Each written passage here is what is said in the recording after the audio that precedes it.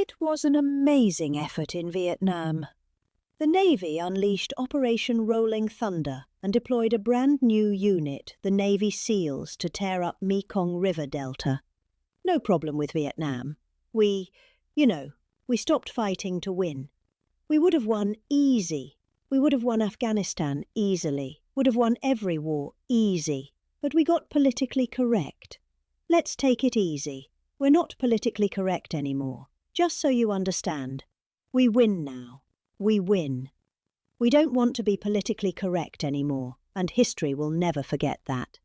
It was the SEALs who stormed the compound that Osama bin Laden and put a bullet in his head. Remember that. Are authentic and unpolished, which is intentional and part of the humour context. And please remember, I wrote about Osama bin Laden exactly 1 year ago. 1 year before he blew up the World Trade Center. And I said, you gotta watch Osama bin Laden. And the fake news would never let me get away with that statement unless it is true. But I said 1 year before to PDX, as I said 1 year before Wind Speed in the book I wrote, whatever the hell the title. I can't tell you, but I can tell you there's a page in there devoted to the fact that I saw somebody named Osama bin Laden, and I didn't like it, and you got to take care of him. They didn't do it. A year later, he blew up the World Trade Center. So we got to take a little credit because nobody else is going to give it to me. You know the old story. They don't give you credit, just take it yourself. And it was the US Navy that dumped his wretched corpse off the decks of the Carl Vinson to sink into the dark abyss. The Navy's central role in the defense of our liberty continues to this day. Just a few months ago, the Ohio-class guided missile submarine played an indispensable part in one of the most spectacular military feats the world has ever seen, the obliteration of Iran's nuclear sites in Operation Midnight Hammer. How did that work out? Pretty good. Well, and we shot 30 Tomahawks. You know that link on top after the B-2? How about that?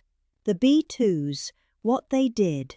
Those beautiful flying wings. What they did, they hit every single target. They hit. And just in case, we shot 30 Tomahawks out of a submarine. Every one of them had to. So I would say Iran was not particularly thrilled. They were going to have a nuclear weapon within a month, and now they can shut the operation all over again. But I hope they don't, because we'll have to take care of that too. If they do, I'll let them know that you want to do that. It's fine, but we're going to take care of that and we're not going to wait so long. It should have been done long before I came along. You know that I had the pilots of the B-2s in my office, the famous Oval Office. I had them in. They came into the White House and we talked about it. They said, you know, sir, for 22 years our predecessors and us trained for that hit. For 22 years they were training to take out the nuclear potential of Iran. You said, but it was only when you came along that we did it, and they were so happy that they did it. But they've been training for that hit for 22 years, but no president wanted to do it. They would have had a nuclear weapon within a month, probably within a month or shortly thereafter, and speaking to them would have been much more difficult. In recent weeks, the Navy has supported our mission to blow the cartel terrorists the hell out of the water. You say that. And you know, there are no boats in the water and we can't find any. We have a hard time finding them. But you know, it's a pretty tough thing we've been doing. But you have to think of it this way. Every one of those boats is responsible for the death of 25,000 American people and the destruction of families. So when you think of it that way, what we're doing is actually an act of kindness. But we did another one last night. Now we just can't find any. You know, it's the old story. We're so good at it that there are no boats. In fact, even fishing boats. Nobody wants to go into the water anymore. Sorry to tell you that, but we stopped. We're stopping drugs coming into America, if that's okay. We're stopping drugs at a level nobody's ever seen before.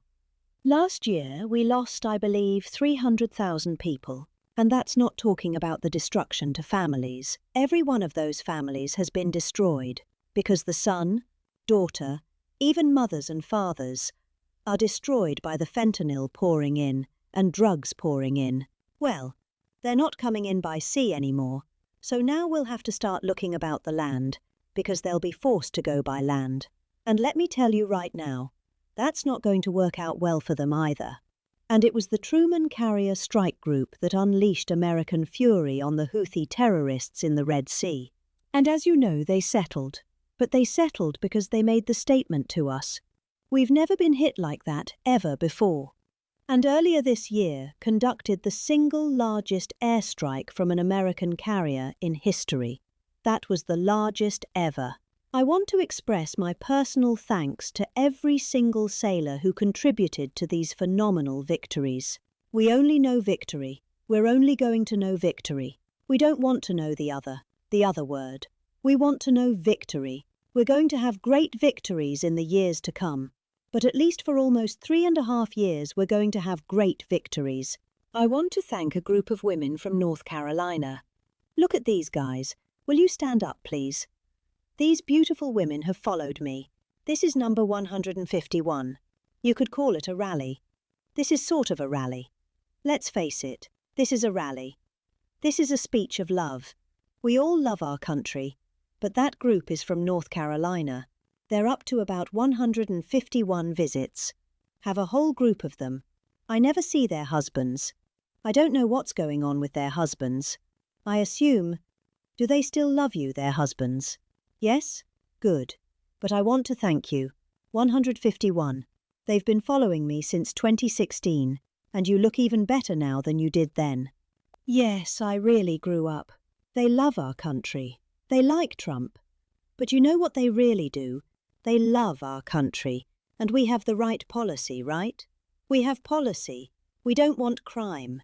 We don't want men playing in women's sports. We don't want transgender for everybody. We don't want to have open borders where millions of people come into our country from jails, from prisons, from mental institutions and insane asylums, drug dealers, murderers. 11,788 murderers were allowed to come into our country. A lot of them are gone. And by the way, Washington, D.C. is a safe place right now. It went from one of the most dangerous cities in our country, can you believe that, to probably the safest, among the safest in our country. Nobody's being hit anymore. It's very safe. And I want to thank you. A lot of the people here have helped.